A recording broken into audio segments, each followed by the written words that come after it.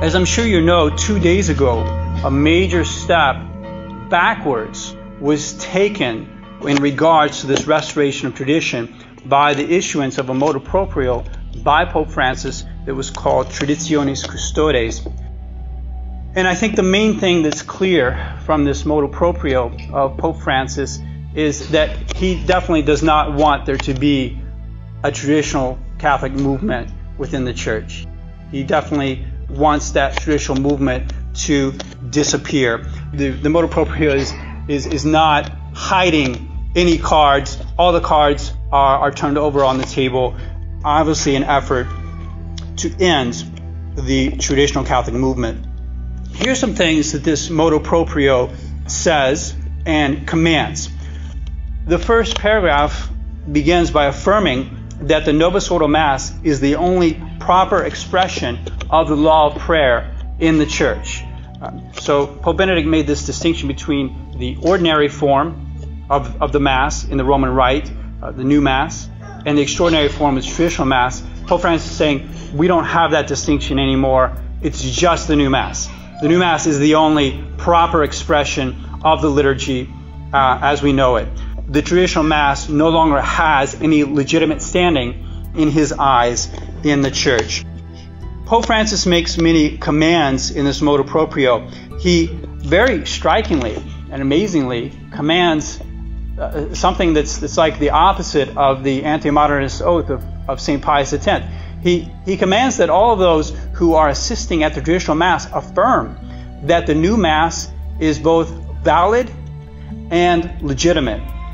Now, it's the position of the Society of St. Pius X that the new Mass is valid when it's said properly, but it's not our position that the new Mass is legitimate.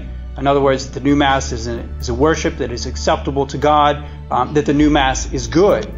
But Pope Francis is saying that if there are people out there going to the traditional Mass, they must be willing to say that the new Mass is a good thing. He commands as well that traditional groups that currently exist in dioceses not be allowed to have Masses in parish churches. So if there's a parochial church, that the traditional Mass not be celebrated there. That there not be churches that are solely dedicated to the traditional Mass. Now, this is a huge blow for organizations like the Fraternity of St. Peter and the Institute of Christ the King, which often have their own churches. They have their own parishes, which they celebrate exclusively the traditional Mass. I myself don't know how this Motu Proprio will be implemented. I think it will depend to a large degree on the bishops. Such as it stands, the command of the Motu Proprio is that there be no parishes dedicated exclusively to traditional Mass, that the traditional Mass not be celebrated in the parish church itself. Moreover, he commands that in the future there be no new personal parishes dedicated to traditional Mass. The current parishes that exist for the traditional Mass are to be done away with, and in the future, no new ones. I don't know how this Motu Proprio will be implemented. The letter of this law means that there is to be no new growth for the Fraternity of St. Peter or the Institute of Christ the King. The bishops are not to give any permissions for them to come into the diocese and establish a new parish for the traditional Mass. Finally, Pope Francis commands that any newly ordained priests, any priests that are ordained in the future, if they want to celebrate the traditional Mass, and there's lots and lots of these priests out there right today, many seminarians being formed, even in Novus Ordo seminaries, have a desire to say the traditional Mass. But he's saying that if they have this desire, they must make a request of their bishop for permission. And if the bishop wants to give them permission, he has to ask permission from Rome. And it's only Rome that will be able to give this permission for the celebration of the traditional Mass. We can anticipate that this permission will not be given easily. These are very strong and draconian measures that are being taken against the traditional Mass. It's very much a reversal of Summorum Pontificum and a return to a status that's like the time right after the promulgation of the new Mass. Pope Francis accompanied this motu proprio with a letter to the bishops in which he explains his purpose for these measures and the purpose that they should have in implementing. He's like, why do I want you to do these things in your diocese? What should you seek to achieve by implementing this motu proprio in your dioceses? Here's what he says. Indications about how to proceed in your dioceses are chiefly dictated by two principles. On the one hand, to provide for the good of those who are rooted in the previous form of celebration and need to return in due time to the Roman rite promulgated by Saints Paul VI and John Paul II. And, on the other hand, to discontinue the erection of new personal parishes tied more to the desire and wishes of individual priests than to the real need of the holy people of God. In other words, he's saying to the bishops, what we are seeking to achieve through this motu proprio is that all traditional Catholics go to the new Mass. That it would be a way to ease them in to the attendance at the new Mass. And he calls that the good of those who are rooted in the previous form of celebration. So those who are rooted in the traditional Mass are lacking a good, and that good is their assistance at the new Mass. Because if they do not assist at the new Mass, they are not in a proper unity to the Church, he says. They present a means for division in the Church. They are something like a parallel church. And so, in order to achieve their good, which is their union with the Church, we need to get them to start attending the new Mass. And this motu proprio is going to be the means, he thinks, to accomplish this. In short, the motu proprio acts like a mandated vaccine that is meant to genetically modify the faith of traditionalists. That somehow, the Pope is hoping to change our faith. That we are going to be led to embrace the Second Vatican Council in its totality. That we are going to embrace the idea, for instance, that non-Catholic religions lead to salvation. The idea of ecumenism. That we are to embrace the idea that every human being has a natural right to worship God in the way that he pleases. The idea of religious liberty. We are to embrace the idea that the Catholic Church is a democracy and not a monarchy. That somehow the power structure in the Church is a bottom-up structure, not a top-down structure. The idea of collegiality. And above all, that we will be led to embrace the embodiment of these new and false teachings, which is the liturgy that came forth from the Second Vatican Council, the new Mass.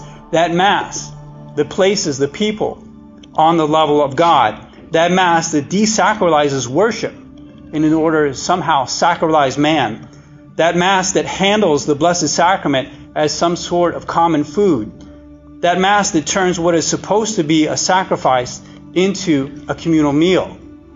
The Mass that finally turns the priesthood from a sacred work of mediating between God and man into a work of merely calling faith meetings and assisting people, presiding over people eating that communal meal.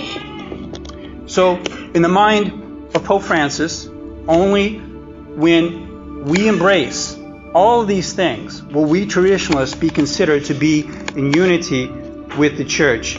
We have to reach a point where we will be willing to say that the Second Vatican Council somehow conforms to the constant teaching of the Church, even though it seems so obvious to us that it's in contradiction in certain respects to the teaching of the Church, that we will be able to swallow this contradiction. You know, recall for Pope Francis, for instance, saying that the death penalty today is wrong, and changing the catechism to say that is perfectly in conformity with the constant tradition of the Church, saying that the death penalty is in fact acceptable in some cases.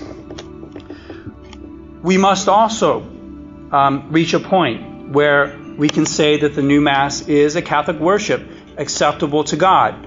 when in fact it's so obvious to us that it strips away the proper respect we owe to God and hides the essential teachings of our faith. So in short, we are expected to drink this complete draft of Vatican II Kool-Aid so that we will completely accept the measures of the conciliar church and the whole conciliar spirit. Otherwise, we will be considered rigid and divisive obstacles to church unity. Well, I think, my dear faithful, that I hardly need to mention that this motu proprio changes nothing for us in the Society of St. Pius X because of our history, because of the direction that has been set for us by our founder, Archbishop Lefebvre. I mean, we've been on the same path since 1975 when he took that strong stand, and it's very simple for us to continue on that path. But as for the other traditionalist groups, I can only wish them the best. Heaven help them in this situation. I hope for their sake and for the good of the church that these insane measures, I can even call them insane measures against tradition, will be lifted soon. Those same sort of measures were in place for a very long time in the past. We can say that they were in place between 1970 and 1988. It didn't get much better after 1988. Very similar measures were in present from 1988 to 2007. So I mean, that's a period of 37 years. It's a long time. It looks as if we're entering into another winter for tradition, and I pray that it's not going to be a long winter, but I fear for these other traditionalist groups because the consequences for them are very dire under this situation. But for us here, parishioners of the Society of St. Pius X Chapel, there are two things that I would especially like to point out. And the first is how this situation proves once more the rightness of the stand taken by Archbishop Lefebvre. It's absolutely necessary in this conciliar world that the traditional Catholic faith be maintained with all of its rights, because it alone is authentic Catholicism. There has to be somebody out there in the church, for the church to survive, who is willing to stand up to the rights, for the rights of tradition, in spite of whatever measures might be leveled against it by the authorities in the church. There is no power on earth that has the authority to take away from you your traditional Catholic identity, your traditional Catholic faith. If anyone tries to command you to accept the teachings of religious liberty or of ecumenism, if anyone tries to command you to accept the legitimacy of a Protestantized liturgy, then you have every right to refuse, because your traditional Catholic faith comes from God, and there is no authority higher from God. You have the right to serve God, and no human power can take that right away from you. So as I say, the situation shows that there has to be a traditionalist group that exists which is willing to stand up to abuses of power on the part of the church hierarchy. And that group is the Society of St. Pius X. That's what we've been doing for the past 50 years. The second thing I want to point out is that all that we are asking for is, as traditional Catholics, is God. All that we want is God. We desire union with God through the authentic Catholic faith. We're not desiring to be rebellious. We just want the freedom to live as authentic Catholics. The division that Pope Francis complains about really does not come from us. It comes from the will of the conciliar church to break with Catholic tradition, to break from the Catholic identity that is so clear throughout our entire history. We just want to practice the faith of our fathers. And we have the right, if someone tries to take that away from us, to refuse. That's all that we're doing. If they just give us that freedom, we will behave ourselves. We must not have a spirit of rebellion. It's never pleasant to be in a situation where you have to say no to those who are invested with authority. And we are happy to obey if we simply are allowed to have our God and our faith. So, my dear faithful, I just want to leave you with those words, some of the words of Archbishop Lefebvre that are expressed in that declaration of 1974 that I mentioned at the beginning of this sermon. They're really a declaration of fidelity to God and His Church in the face of a modernist hierarchy. But I think they're also a guide for us today, 47 years later, on the firmness that we have to have in holding on to the Catholic faith and also resisting anything that will undermine and destroy it. Here's part of what the Archbishop said. No authority, not even the highest in the hierarchy, can force us to abandon or diminish our Catholic faith, so clearly expressed and professed by the Church's magisterium for 19 centuries. This Reformation, born of liberalism and modernism, is poisoned through and through. It derives from heresy and ends in heresy even if all its acts are not formally heretical. It is therefore impossible for any conscientious and faithful Catholic to espouse this Reformation or to submit to it in any way whatsoever. The only attitude of faithfulness to the Church and Catholic doctrine in view of our salvation is a categorical refusal to accept this Reformation.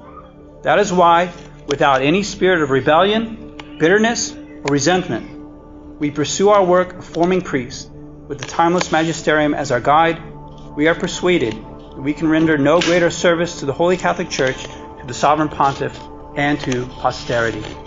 In the name of the Father, and of the Son, and of the Holy Ghost. Amen.